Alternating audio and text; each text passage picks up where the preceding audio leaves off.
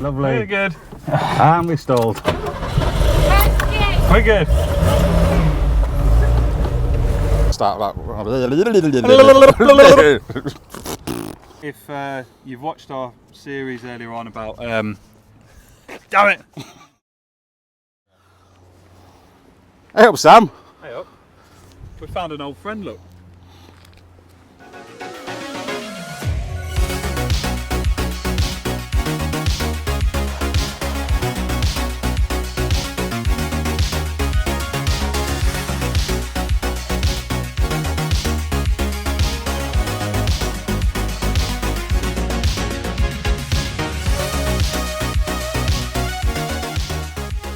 Welcome back to the channel, guys.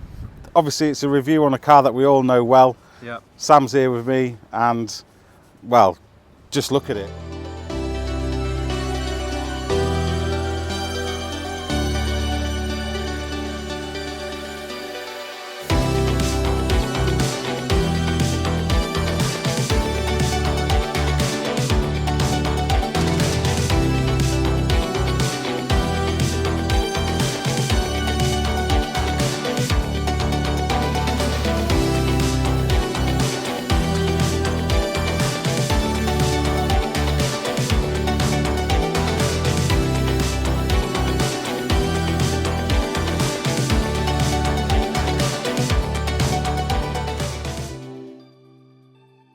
Alright, welcome back to the channel, everybody.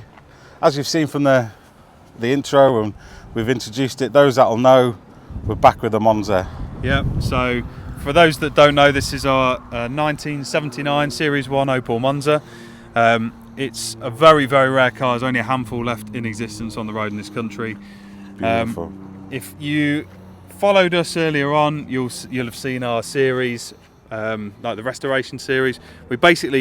It was dragged out of a barn. It was in there. It hadn't moved the wheel for 36 years, and we brought it back from the point of the brink, basically. Point of no return on it. If it had gone any further, it would have been. It was ripe for restoration, and just look at it. It's absolutely stunning. It just looks fantastic. We'll do this slightly different. We're going to have a bit of a walk around with the car. I do apologise for any wind noise that you're getting. It's very flat here. We're in we're in East Yorkshire, and it's super flat. Yeah. So this car's crowning glory has got to be its interior. I mean, just look at it. The Formica dashboard, the blue velour, contrasting with the blue paintwork. This is stunning, isn't it? Yeah, it's just a fantastic combination. So the colour, if anyone's interested, is called Aquamarine Metallic Blue. I don't know if the seats have got a specific colour. Blue.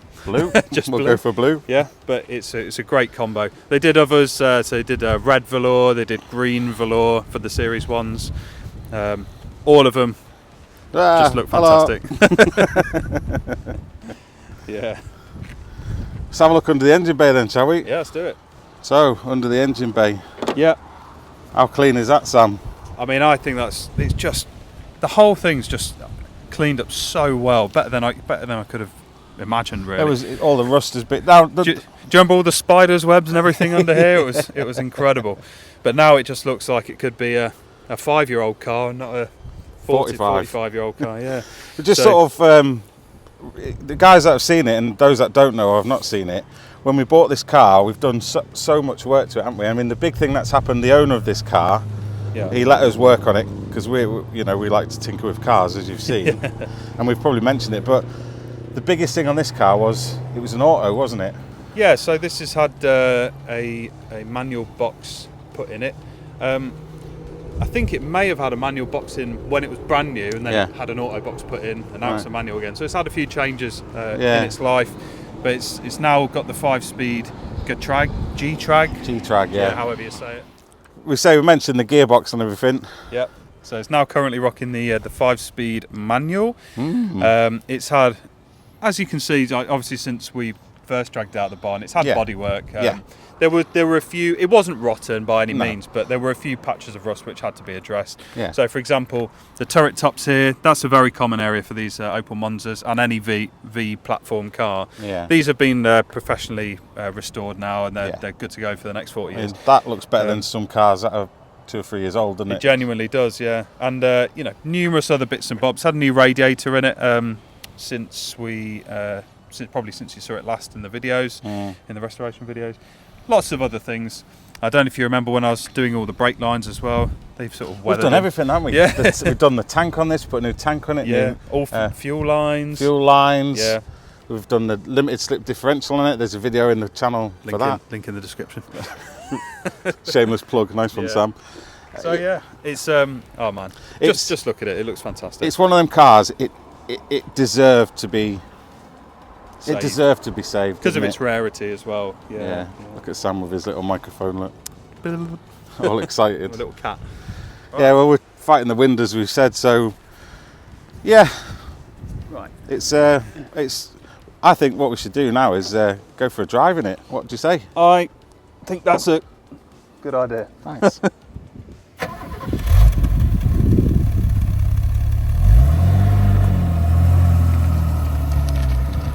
So we're out for a drive then. What a fantastic car, and it, as you can see from mine and Sam's faces, we've got like massive smiles on our faces because It's just great fun. it's Isn't it? just such a great car, and it's really hard to sort of put into words how it feels being in this car, knowing that when we got it, and as you've seen from the playlist and the old series of this, which Just feel very proud of how it turned out. Really. yeah, it's just such a nice.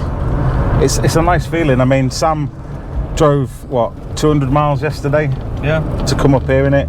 Didn't skip a beat. It sits there with modern traffic easily, and in fact, it goes around most modern traffic. So you know, and what a great car. And I feel, having done all the work we've done to it, you know, and we've given it back to the owner who loves these cars. Yeah. Thank you, by the way, for letting us borrow your car again, one of your other cars. But you know, like we've mentioned the fuel tank, the LSD, we've put a new head on it, we've done all the fuel lines, and you know, we did all that work, didn't we? And then it got everything done to it, didn't it? Really. got its conversion back to manual, or from automatic to manual. It's had the body work done, so it's done, isn't it? Yeah. And it's just lovely. So, the Monza debuted at the 1977 Frankfurt Motor Show, and it was sort of their flagship luxury coupe model. And they were also selling they sold the Monza and the Royale in this country, which is weird. The Monzas were 3 litre as standard, 3 litre fuel injected, Bosch L-Jetronic fuel injection, an early electronic injection system. The Royales were, I think in the early days they had an option of a 2.8 carb model or a 3 litre injection model, which was the rarer option. And then I think the later Royale coupes were all injection. Right. The Senators, I think, had a similar option, so you could have had the 2.8 carb or the 3 litre fuel injected. But all the Monzas were 3 litre fuel injection because they were like the boys. They were the boys. Yeah. So if you wanted to buy a Monza, it had to be from like the dealer principal or the general manager. He or she had to sign it off. Probably. I can't remember where I was going with that now. Don't know, Sam. I was just listening. Yeah. But yeah, so it was like the top option, if you like. It does about, on a run, it would do about 36 miles per gallon. That's good. Which I think's alright. I mean, I put 40 quid in it yesterday and it got me 200 miles up here. So it's actually, you think it's going to be terrible on fuel. It's not fantastic, don't get me wrong. But no, it's no 2 litre eco diesel, is it? No, but it's also more fun than that. Yeah, true. So yeah, I think in real life you probably, if you're enjoying it a little bit, maybe like 30 to gallon. But yeah, it's not as bad as you might think. The list 0 to 60 is around 8.5 seconds. Obviously over time you're going to lose some of that performance because of age and things get old and what have heavier. It happens, doesn't it? However, but with this one, because we've done some sort of understated performance upgrades as well, it's probably back closer to that figure. So around 180 brake horsepower from you. I wouldn't surprise me if this one's still pushing out around 180, if not slightly more. I mean, it goes alright, doesn't it? It does, absolutely, yeah. If you get it in the right gear and it just pulls through a corner, lovely. I mean, these are lovely roads for this sort of car. Sort of winding roads and like touring roads, if you like. Really good fun. It was a very expensive car back in the day, and you generally had you were generally like a sort of high roller type clientele if you were buying one brand new, and it was their flagship model. What would you equate it to in today's standards then? If you, I think 6 Series BMW. Yeah. Something big, high luxury, big GT Tourer coupe. Basically. We spent a lot of time working on this car, late nights, didn't we? And there was something to do. Yeah, we was bored.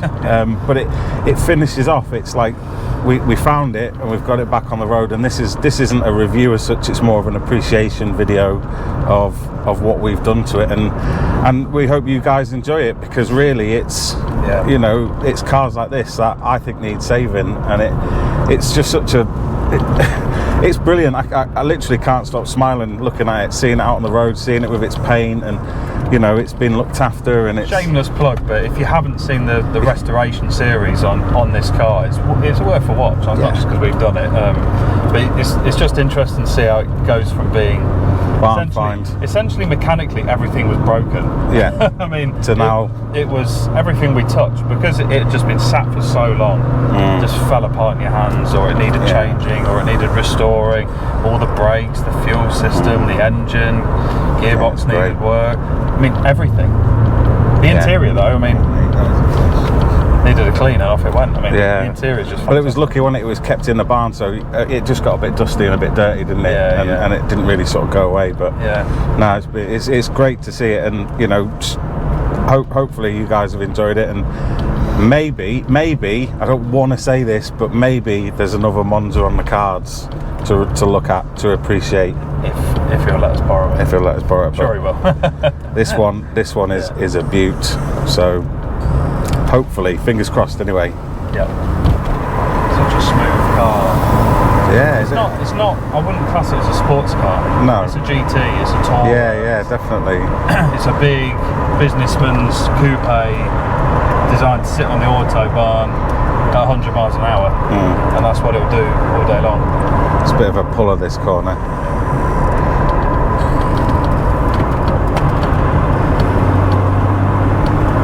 Oh, it does sound nice though, doesn't it? Yeah. Lovely. And it's stock exhaust as well. Is it? Bruh. A few moments later. Oh yeah, we changed it. Of course, I know that. Yeah, it was a nightmare, wasn't it? Another thing we changed, and then I remember we spray painted it, didn't we? Put that. Yeah, that's right. Yeah, just to get it back to sort of a silvery colour. Yep. We did all that. So Opel designed a really interesting aerial. I know this is a nerdy point. Are you sure this is interesting? So? It is. Can you see the aerial for the radio? I feel like I should know. Is it the one that's embedded in the windscreen? Yes. So this is the aerial. I think you told me. Yeah. It's really, and this is the original windscreen as well.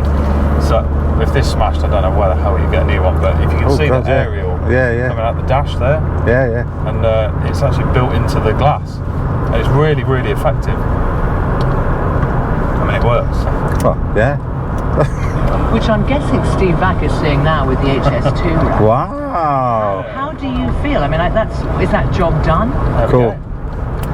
Awesome. And it's got a cassette player as well. Yep. So not only have you got a radio aerial built into the windscreen, all the mod cons, you've got a cassette player, which is super retro. So the car has got a G-Trag 265 manual gearbox, 5-speed manual gearbox, limited slip diff at the back, which we fitted. Yep. And it's got fully independent suspension, McPherson struts at the front, trailing arms at the back, with apparently at the time, quite an innovative spring system, mini spring system, I think they call it. So its suspension setup was really quite modern. And when this was made, this was the fastest Opel that had ever been made to this point. Production Opel had ever been made to this point. It's supposed to do 133 miles an hour. Should we try it? So it was a proper serious motor. Back, when it was being sold. It still is though.